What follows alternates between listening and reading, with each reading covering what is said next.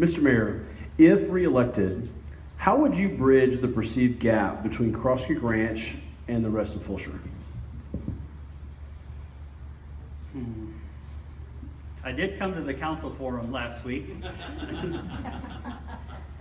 And I did like a couple of the ideas really that were there. I think it summed it up. You know, there's a lot more friction that's out there in social media. And that's really my opinion.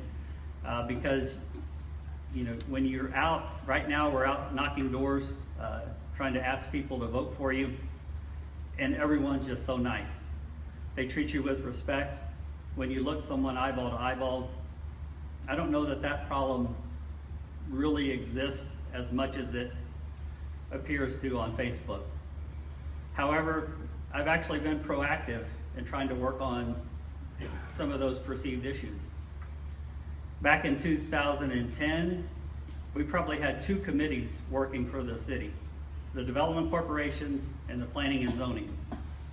As I mentioned, I was able to appoint the Parks and Rec Commission. We have the Architectural Design Committee. We have the Tree Committee. We have the Sign Committee.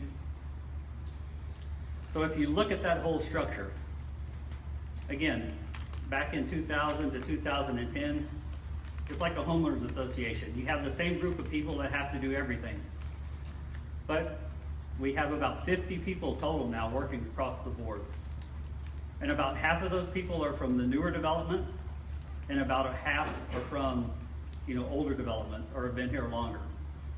And I did that very intentionally. My thought was that the people who had lived in downtown for a long time, if they could sit across the table from the new person in Cross Creek Ranch, they would see each other's differences.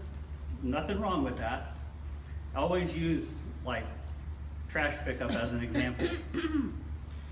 You have the person who's lived here forever who says, why can't I burn my trash in the backyard in the barrel? I've done it for 50 years. Then you have the new young family who says, I want trash pickup twice a week. I want you to pick up my yard clippings. I want recycling, and I want diaper service. And those 2 things are not wrong, either one of them, but they're different. And so my thought process was, if you can understand each other's differences, we can bridge that gap together. And that was very intentional on my part, and I've stressed that to our city administrator, and we've worked to make that happen.